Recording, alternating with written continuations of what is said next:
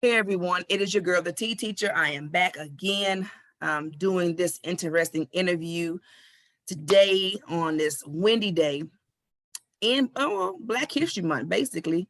But we're not going to talk about Black History. We're talking about something else more important. So y'all, listeners, fans, I'm turning it over to my wonderful nephew here. As we know him as PJ, so I'm going to let him go ahead and tell you what his name is and what he's going to talk to us about today. Go ahead. I appreciate that. Thank you for that warm invite, warm welcome. Maybe give me that warm, fuzzy feelings.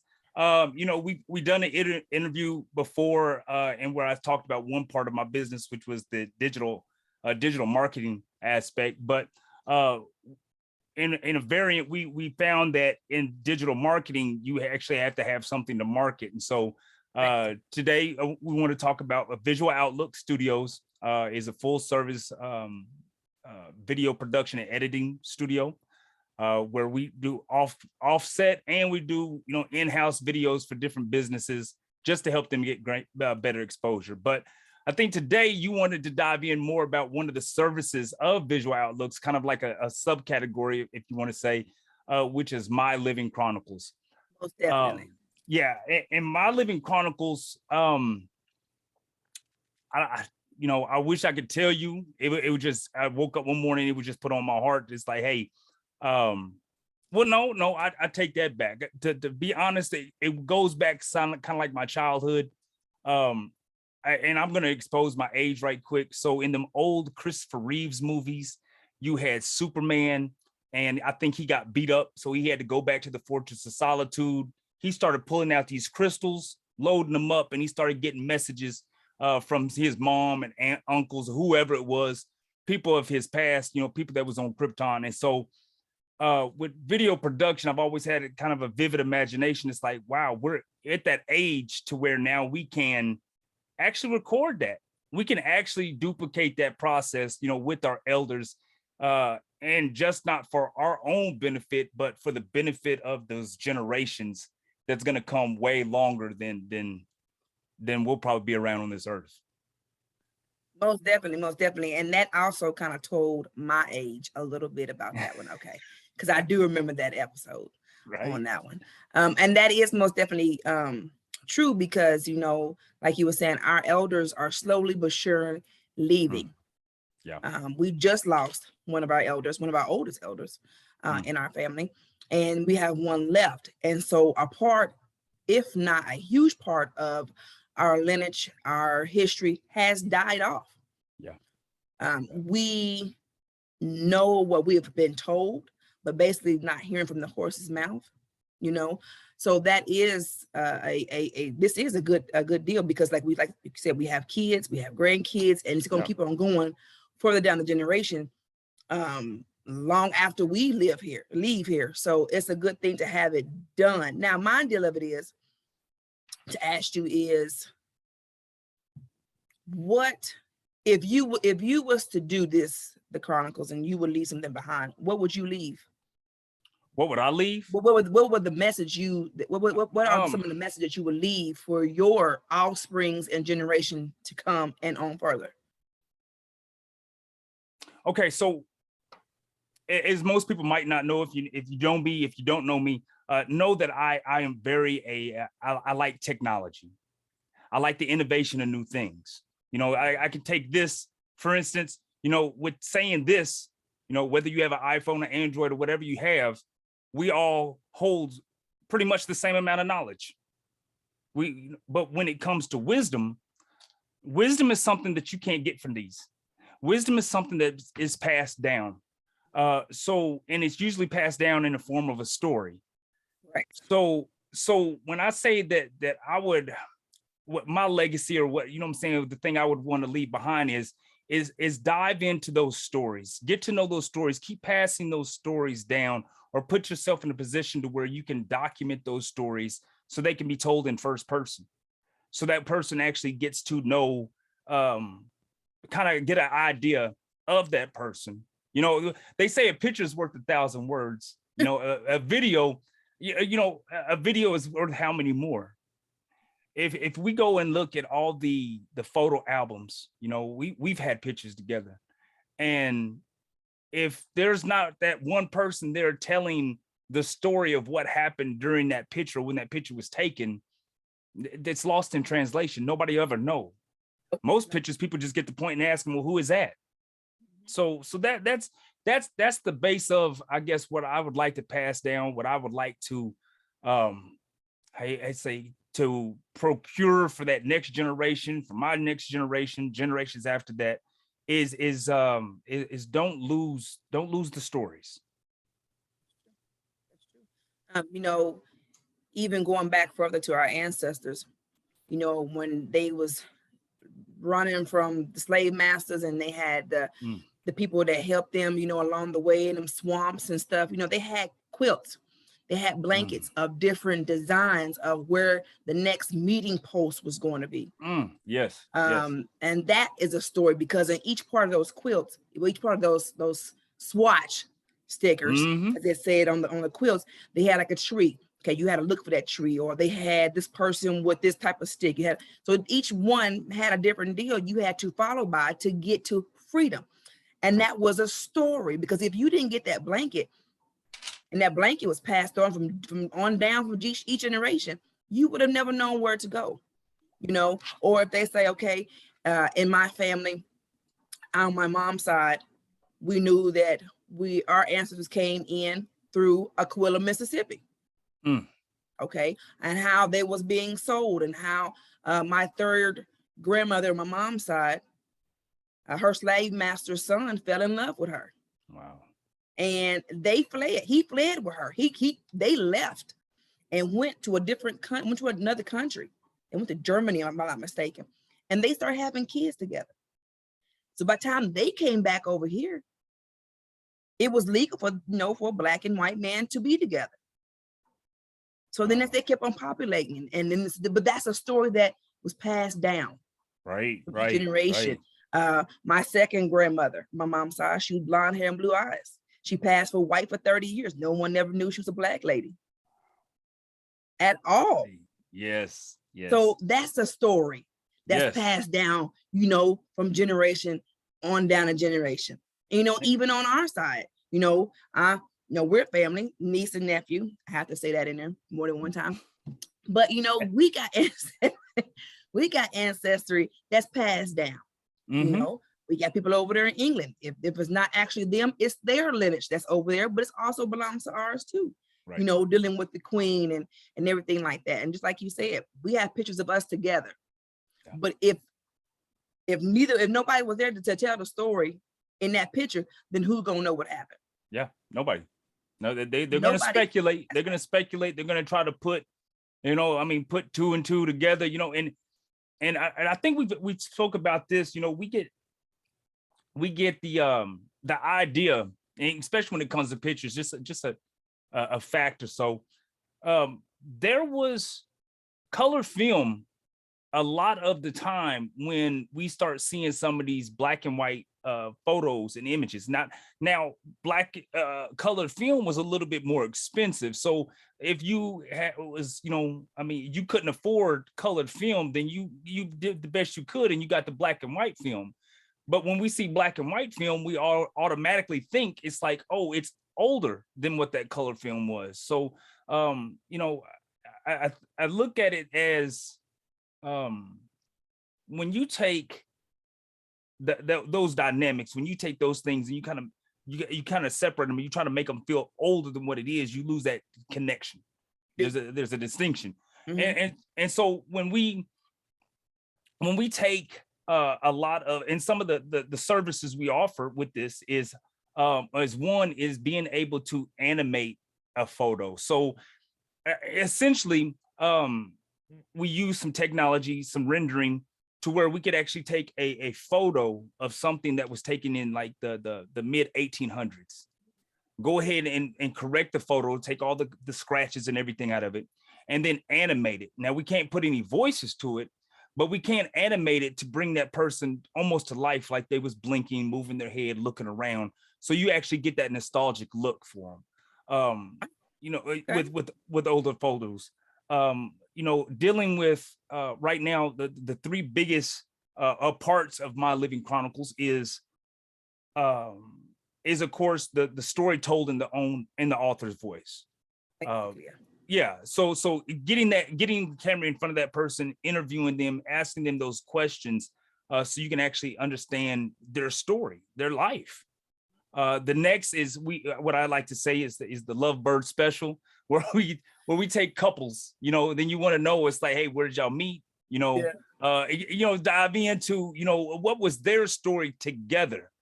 And then finally, in the Remembrance of Me, is when someone has already passed, but you actually have those siblings, or you might have had some children that they all want to get together and tell those stories, kind of document what their life meant to them. And so that also can be a tribute to them, so that it can be passed on down the line. That's sweet. And because, I would like to know, what are your grandfather, my dad, what was it like for him growing up? And another story is passed down as being, my dad having some ties, with some famous mafia people. We just gonna leave it as that. What was his insight on doing gun running, or oil field, and knowing that he wasn't all the way black, or wasn't majority of being black? I mean, how was it growing up with his father and mother, knowing that our grandmother, your great grandmother, was, she couldn't speak? Was it hard? I mean, because I would love to have known what they went through in life and how they handled it, and how was it growing up, like, back in those areas. Because I do have a couple pictures of my dad that's in black and white. Right. That I would love to see, it brought to color.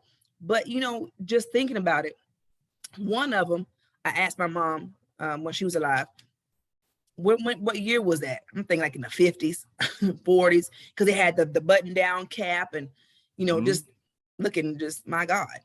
And she was like, Nika, that was back in the 60s and 70s. I was like, what?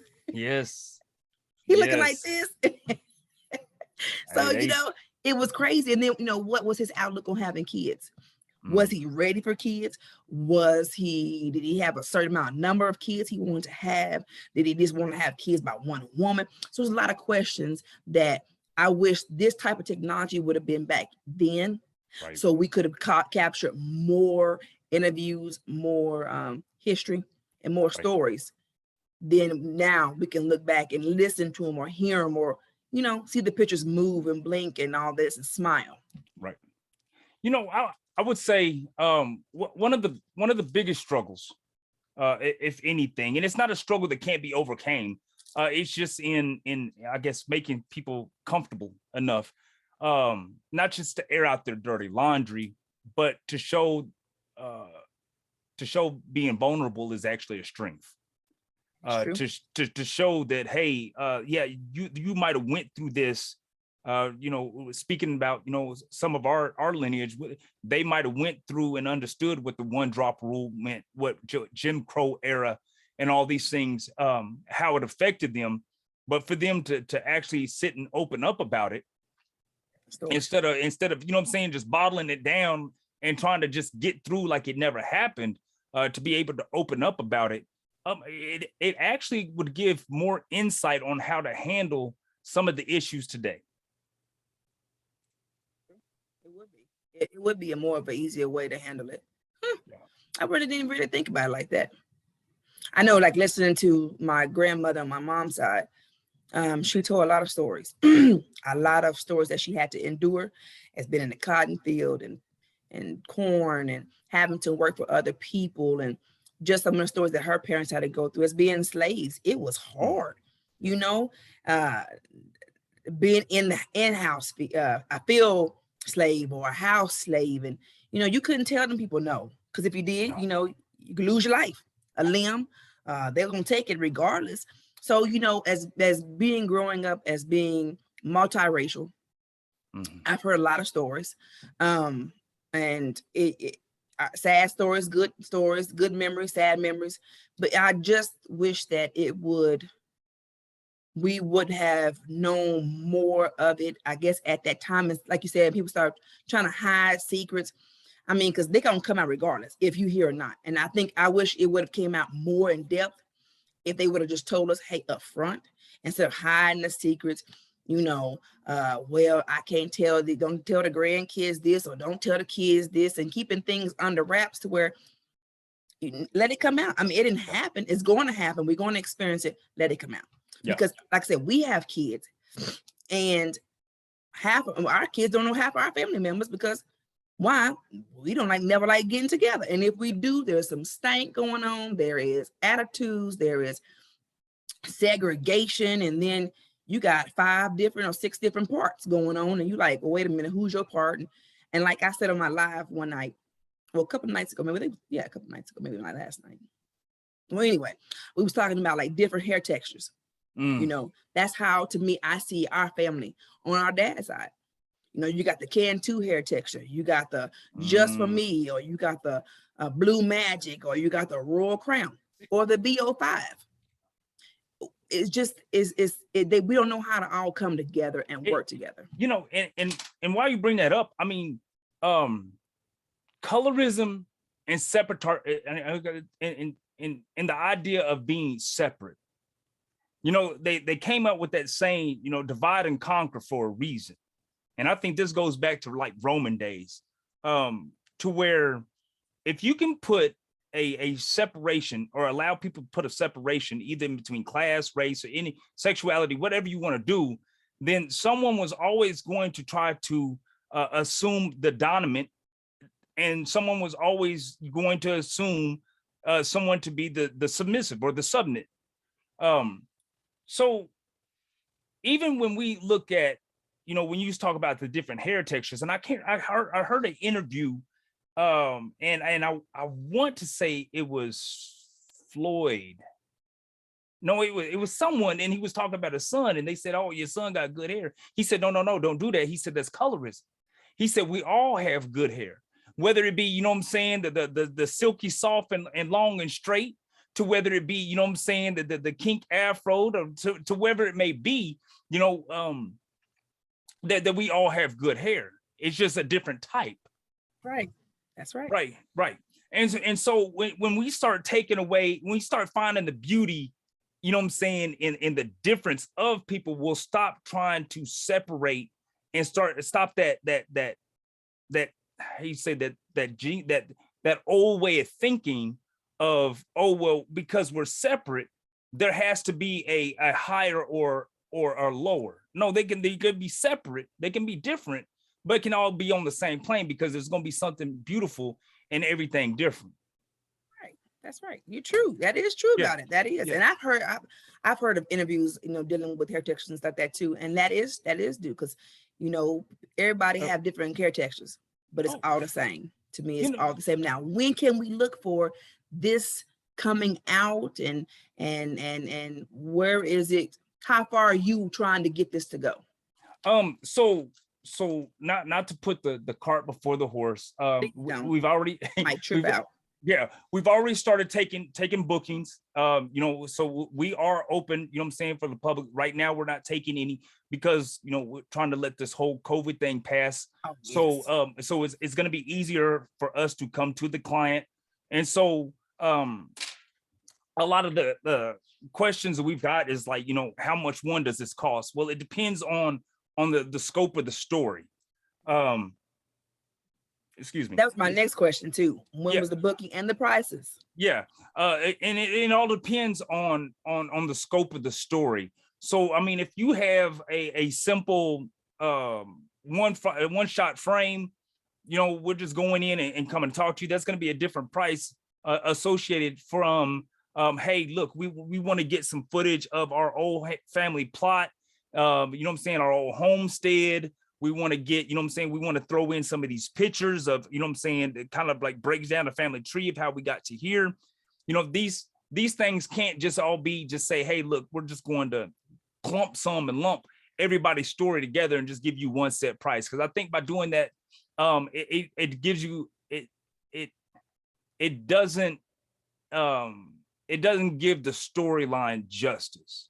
So, but I will tell you this, you know what I'm saying? We are making this affordable to where, you know, anybody can partake in this. I just don't want this for a one type of class. And here it is, because somebody can't afford it. Well, their story doesn't get told. No, we're not going to work like that.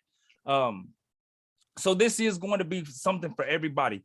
Right now, we do have the Facebook page, My Living Chronicles. You can check that out. We're working, building on the website. Just bear with us. The website is coming.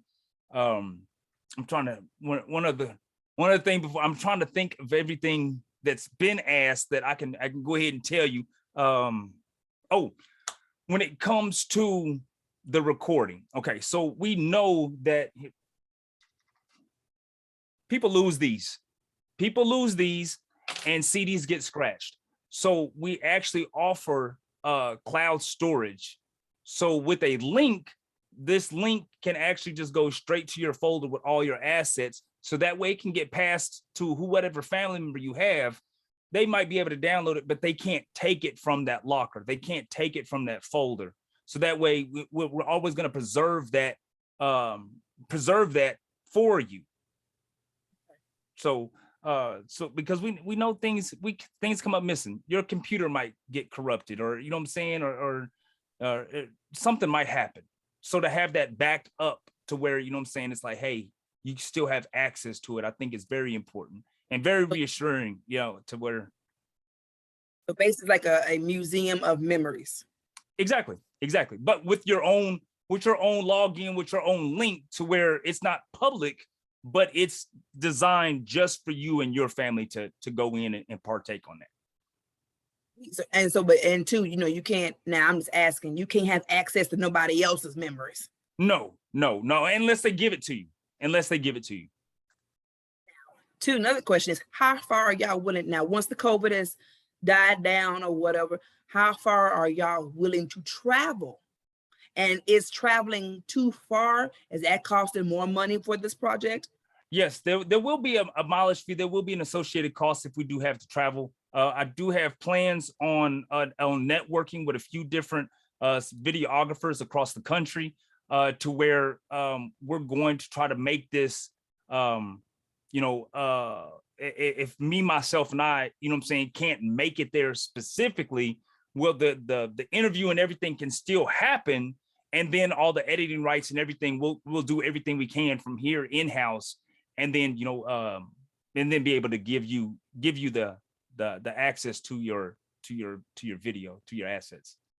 You know, there's been a few talks, and we've kicked around the idea of offering some add-ons as far as getting licensed music releases. So if like my great grandfather, if he had a favorite song, to where we can actually, you know, incorporate that into that package and run it along with the video without getting in trouble with, you know, copyright laws or anything like that. So we're taking the steps and the measures to make sure that we're doing this. We're doing this right, morally and legally. Yeah, don't want to get sued. Yes, yeah, no. Don't want to get sued, because I'm gonna tell you, look, it was not my idea. No, I'm joking. No, but I do feel that this is something that, like you said, anybody that has a desire and values family, just not the family of what they have around them, but the family that they come from, the heritage they come from, and the family and the legacy that they're willing to leave behind for later generations to come. I feel that this is that step to where somebody coined the term. It's like, oh, so now you're just going to take people's families and just put them in the metaverse. Essentially, yes, that's exactly what we're doing. Most definitely. It's like, because we got a lot of parts, a lot of off branches. You know, you just don't got the Haleys. You got the Wilsons, you got the Lawsons, you got the Fustons. I mean, so so it's just not just at one bloodline. I mean, you got like just branches and sticks and twigs and leaves and fruit. So our whole tree, if they do not know, our whole tree is humongous. It's not just a little small fig. This is like a weeper willow tree 20 times, because it's a lot of people. It is. A lot of people out there, and especially, you know, when we got family members that like having children and populating the universe. And so, you know, and so that's many more other tree branches to come. And that, but that's a good thing, you know, because, you know, you got to leave your legacy somewhere. And so that's a good thing, because like I said, we have a lot of pictures, but no stories to go with it. And so, like I said, you know, we getting ready to be a grandparents again. And our next grandchild will be born October the 10th or October the 11th. And so that's something. Again. Thank you. I know it's gonna be looking just like his grandma, but anyway, you know, but that's that's something that I would want to, when our grandchildren get older, they'll have that, you know, and then they can pass it on, and they keep passing it on, you know, so they'll know who their family is. And when we was having our kids, you know, I used to be worried about, you know, because we don't know each other, because we live so far off, all the families are not close together. What if our sons get older, our daughters get older, and then they start trying to date their cousins and not knowing that this is their cousin, because they don't know who the family is, or don't know the history or the stories or whatever. And so that was always my deal. You know, we knew each other because we was in Enid. You know, we know the Enid family, but when you go past that, that's something that we don't know. We've heard stories, but never known the full actual from the horse's mouth. Put it like that. Have you ever heard the quote, history has a tendency to repeat itself because people didn't pay attention the first time? Yes. Okay. Well, even with that, you know, it's like the bit of wisdom that you might get from a story of someone, you know what I'm saying, a member that's here still today, to where you have that aha moment, like, wow, I never knew that. Or something, you know what I'm saying, from a family member, say for instance, our great grandchildren, you know what I'm saying, watch our story, our great grandchildren watch our story, and we say something to them. Yeah, we can trigger something in them. We can give them just not wisdom, but we can give them that moral compass to say, hey, wait a minute, I did this wrong. I thought this wrong. I was taught this wrong. But this is now the way that, you know what I'm saying, I'm now seeing this has to go, and why. Most definitely. And I feel that when you can give that, you know, I'm a history buff, you know, and not to, you know, I mean, poke at anybody's heritage or anything like that. That's not what I'm doing. It's just an example. You know, some of the kings, the great kings and queens of England, they were so I said caught up in themselves and keeping their bloodline pure, to where, you know, the thought of incest, you know what I'm saying, was introduced into their family, just because they didn't want that bloodline to circulate. And now you start having mutations and deformities, you know what I'm saying, in their bloodline. And this is why. I'm sorry. Yes, that is. I mean, this that real. Is true. That's nasty, but it is. They didn't want the bloodline to be tampered with. It didn't. So, I mean, here it is, to where it's like, you know, we don't know what, you know what I'm saying? One, nobody knows going to know what the future holds except God. But here it is, you know what I'm saying, to say, hey, wait a minute, look, this was tried. This did not work out. Do not go back down this road. And this is why. That'd be kind of scary, you know, to to listen to family messages and stuff, and then come to find out that's knocking at your front door, that the bloodline wanted to stay pure. That's just like, are y'all serious? Are you sure this is my family? Yeah, that makes you kind of think. But it is true though, back in those days, like you said, it goes way back further. They did not want the bloodlines to be tampered with or to be, you know, mixed with. They wanted, and that's when they was, you know, titillating everybody else in their family. It's just to keep it together. And they was wondering why their kids came out with 6, 8, 9 different toes and missing a foot, or they, you know. So that is something to, and but that goes back to also being as, if they in their right mind. Is their mind together? Because remember, we talked about that earlier about the temptations. Yeah, that's a sick temptation, but some people's mind is like that, to think that's normal. it's not, because I don't care how much you do all that, your bloodline is still not pure. It's damaged. Exactly. So we're how you say we're people, and I hear people, you know what I'm saying, focus about, you know what I'm saying, a question a lot's always came up, you know what I'm saying, if you could go back in the past and change something, people always want to go back to the past and do this. It's like, well, it's like, don't cast thought on the past, cast thought on the future. So if we could essentially take, you know, like I said, the conscience of what we have now, you know, they say it takes a village to raise a child. We've heard it, we've raised on it. So if we, you know, give that village more of a voice, you know, I can only imagine where I might be a little bit in life now that I have some understanding, now that, you know, it's like I'm more acceptable to, you know, that grooming, where we might be if, you know, the more the Indian side of our family was around, you know what I'm saying, to talk more, you know, more of these, more the indigenous, more of the ones that knew, oh, well, hold on a minute, you cut your elbow, you burned yourself, you know what I'm saying, here, just take this. You know, now you're looking at, you know what I'm saying, actually introducing more of a herbalistic, you know, society, more than, you know, your pharmaceuticals. All these stories, you know what I'm saying, that can come in that can benefit us, that we've been almost separated from. Some even been ashamed to even admit. But yeah, these are the roots that we have to get back to.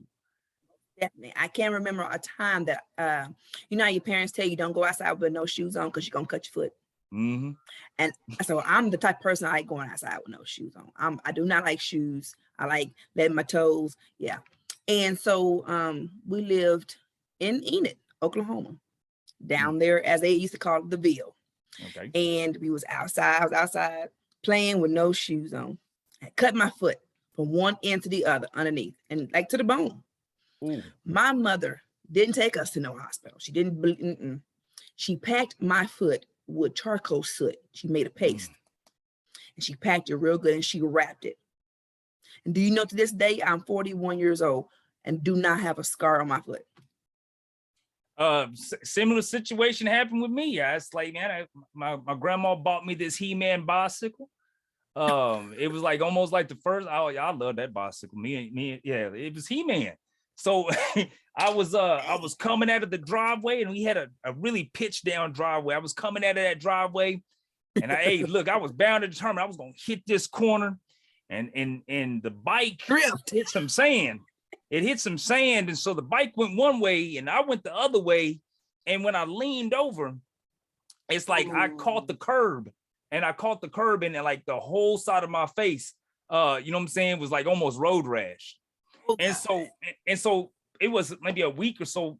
I went down to her sister's down in Magnolia, Arkansas, and she's the oldest of all the 15 kids. Wow. She was the oldest. Goodness. And so I went down there, and immediately she started taking pieces of aloe vera and applying it to my face. And to this day, there's no scarring, you can't see anything. But she knew that from them stories of way back then, of how to, you know, and of course, I guarantee if you're helping raise 15 kids, you're going to learn some tricks of the trade. But that's like you were saying, being torn from your roots, being torn from old school ways. Yeah. Instead of, you know, always medication. You got that. And how would we have known that, or them know that? It's just what it was passed down from their families. Right. You know, and right. That's like, but you know, aloe vera is good for your skin, and you can drink aloe vera juice. Yes. Aloe vera juice is good for your hair. Now, I'm not too prone to coconut. I just can't eat that. That's just nasty to me, and I'm allergic to it anyway. If you want to see somebody swell up with hives that look like a creature from under the sea, give me coconut. Say no coconut, huh? Yeah. No coconut, none, no lotion, no shampoo, none of it, huh? Nothing. That's just disgusting. Yeah. But you know, that's some things that, you know, even my husband's mother, she knows things from down, you know, that been passed down to her, you know, and right now, I think there's 2 of them left, 2 siblings on her side that's still left. But, you know, if you don't get the story, then who gonna tell it? Because like you said, you don't want to hear hearsay. You don't want to, because somebody tell a story, and then by the time it get to you, the whole story then turn around and everybody dead. That's that telephone game. You tell 11 people, you start at one end and tell somebody that story. By the time you get to the other end, that story done changed up. It ain't even the same, you know. Do you know how many times I didn't heard what we was mixed with on our dad's side? Now it's a whole new different story. Yeah. I mean, from the time I was little, we was told, I mean, umpteen different things. And then now we had a new race. So I'm just like, and some of it's not really, I mean, their fault. A lot of it is because people really believe that's what happened, you know, because they forget some of the things. You know, we get older, people gonna forget. But they forget some of the things, and it just because it makes sense in their mind, they added that little piece in. It was like, no, that wouldn't happen. That wasn't like that at all, you know. But you know, one thing I want to do is while we're on here, I wanted to extend a welcome, you know what I'm saying, to the My Living Chronicles, you know what I'm saying, families, because you're passionate about these videos. And I know, for instance, like there will probably be times to where people won't feel comfortable enough just with me, you know, to open up with. So I know that I'm going to have to get different ethnics of people. I know I'm gonna have to get different sexualities of people. So as a woman, you know what I'm saying, take your time. You don't have to I know I'm putting you on the spot, but if you would ever like to just do some interviews, if you would like to do some interviews, you know what I'm saying, with us, you know, I definitely would make sure that, you know, you're budgeted in, you know what I'm saying? So, but you know, I think that you could definitely be I think you'd be a good access to this project. This is one of those projects though I really feel so passionate about, to where it's like, you know, I know that I'd have to make some type of recurring, some type of ROI, return on investment, but this isn't something that I'm looking at, you know what I'm saying, just like, oh, this is going to be a money-making deal. This isn't that at all. This is more of what you want to say, maybe a community service project to me, and just to make sure that everybody that helps is taken care of, and that all the equipment and everything else is up to par, and these things. That's my main goal for this. It's like basically a passion. Like you said, it's not like a job. I mean, it's tedious, don't get me wrong, but it's a passion because you want everybody to have a chance to be involved, to reconnect. If not reconnect, connect. Yes.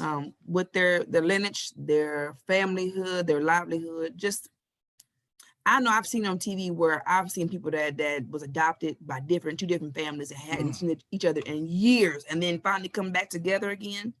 You know what? Like how you said you do like the pictures, like you can make a move or a smile, and just they got the same image in their face of this little bitty kid or my little sister, but not knowing how they would look if they will smile, and then like, oh, that's my sister, that's my uncle, and then they get reconnected. So I think to me that'd be a good thing to do, because like I said, first of all, I love to talk. If nobody has not known that by now, I'm a talker. I've been that way since school year.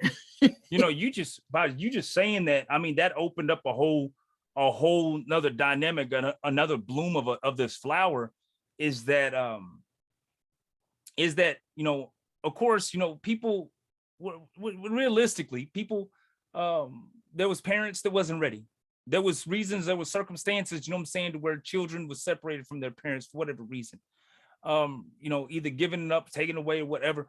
But I'm an honest testament of this. The kid will always come back looking. If he knows, he will come back, or she will come back looking, because they want answers.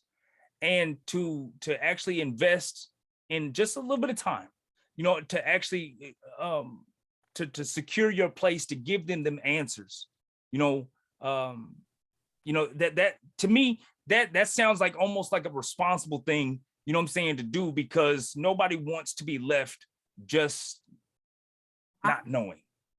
And that is correct. You know, me and my sister, like everybody knows, you know, I'm from Enid, Oklahoma. And my mother was a hell of a woman. Believe me, she was. She raised 3 kids by herself.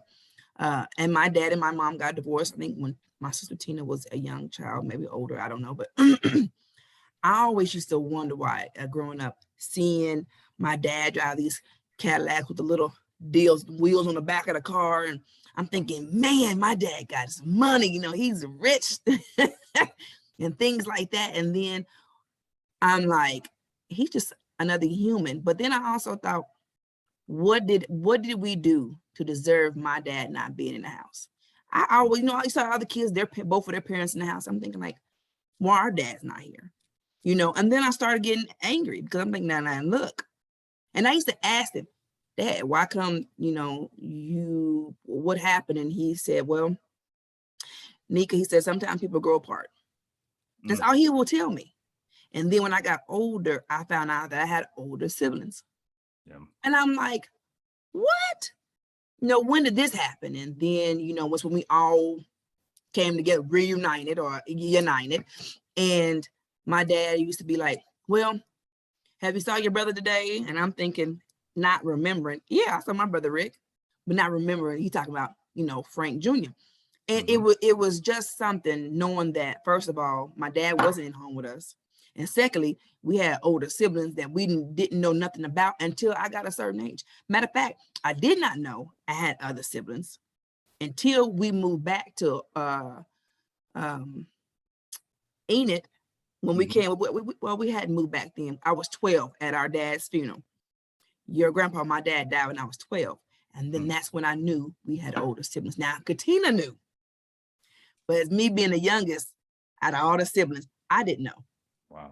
And at our dad's funeral, I saw the siblings and other extra siblings that said they was siblings, but they wasn't no siblings. That's when I knew about Margaret and Merlin and Frank. And then that's how we got closer. But at that time, I didn't, before then, we didn't know. I didn't know. And I used to go to my grandma's house all the time, but they never was down there. And when I used to ask Dad, and he, you know, he'd blow it off. You know how your grandpa was. Oh, well, you know, and keep it moving, playing dominoes or coon hunting, or, you know, just driving trucks or whatever the case may be. But, you know, but I always did. I always wondered, like we was talking about how kids be left behind or adopted or given up for other certain reasons, why my dad wasn't in the house. You know, what was the problem? But even asking my mom, she just said they fell out of love. Yeah. So I thought, oh, wow, you know, at 36, did you fall back in love again? That's when I came to that picture, you know, and said he wants that old thing back. Right. Hey, somebody was playing some Johnny Taylor or something, but it was just, you know, but even though that he wasn't there, our dad loved us, even all his kids, with all his heart. He did, you know, going to the hospital, seeing him in the hospital for the last final time. It was like hard. And you know, one thing to think of, our dad, your grandfather, was a redhead. Wow. He had red hair. He was a redhead man. Never knowing that when I was a kid. You know, kids, you play around and not paying attention. I always seen him with a hat on. He was, you know. He said his hair was growing. He was a red-headed man. Not no like those light brown. No, he was redder than, I mean, fire red. Yeah. And then when he went home for his last final, I give about weeks or two, we came down and seen him, and he said he was in the kitchen, and I think he was living on Locust Street, and he was married to Elvira, and he said he was in his kitchen, he was eating Cheetos, and he said, talking to me, and I'm facing the wall, you know, this is not my dad. My dad, you know, he can't leave like this. And he said, Tina, how come she won't look at me? And my dad has never called me Lakia. He's always called me Inika. And he said, Tina, why come Lakia is not looking at me? And when I turned to look, and I have never seen my dad cry. He was crying so hard because I was not looking at him. I wasn't talking to him. But you know what? You just see this man being your superhero. All of a sudden starts to fall apart, starting to break down in front of you. You're like, wait a minute, what's going on? And I would have loved our kids to see my dad, your grandpa, be, you know, the man, you know, the superhero. Even though he was sick, that still was my superhero, believe me. But I knew something was wrong. I knew something just wasn't right when the Cheetos was falling out this side of the face. But I knew that. And we took pictures, the same pictures that me and you got together in that purple suit I was wearing. Okay. Me and him took pictures in that same purple suit with my hair in braids and a ponytail coming out. And Elvira, we went outside. And we went to the garage, and I knew our dad was dying. Because now everybody know Frank Haley was tight when it came to money. And that day he had gave it. Now he didn't give us a whole lot, but he gave us money. And I knew then our dad wasn't going to be around too much longer. Because like I said, he was tight. He didn't hardly get no money. But I would never trade those memories. And see, and when everything started coming about and you get the pricing and everything going together, then I would love for me and my sisters, Margaret, Marilyn, Frank, me and Tina, to sit down and put all our memories together. But also they have their memories and we have ours, to see if our memories was the same, see if that love was still there, because I know it was, but just to hear how our dad was when he was with them, right, as versus with us, see if he's, was he meaner with them, was he mean with us, because he was a little bit evil. We couldn't talk to nobody, we couldn't look at nobody, we had to be just, when Carmelita and them used to go out, we couldn't go nowhere, we couldn't do nothing, we had to be at the house right then and there. And so that's my deal. I just would want to know how he was, and I bet you our older siblings will want to know how he was. The older he got, was he more lenient? Was he more calm? Did he cuss a lot? I mean, just big little things, that you can't never get back. So I think this project, not the project, but this passion right here, I think it'll be successful, because let me tell you, we got a lot of stories that's good and a lot of stories that is like, wow. Yeah, with this, you have to take the good with the bad. You got to. You can't. You just can't. You can't ignore one side. It's got to be the yin and yang together, because that's what makes it real. That's what makes it, unscripted. That's life. You know what I'm saying? The unscripted decisions and choices of what was made, that was recorded. It's like we all have those memories. Those are our recordings of the recollections of things that we've done or the things that others have done. That's right.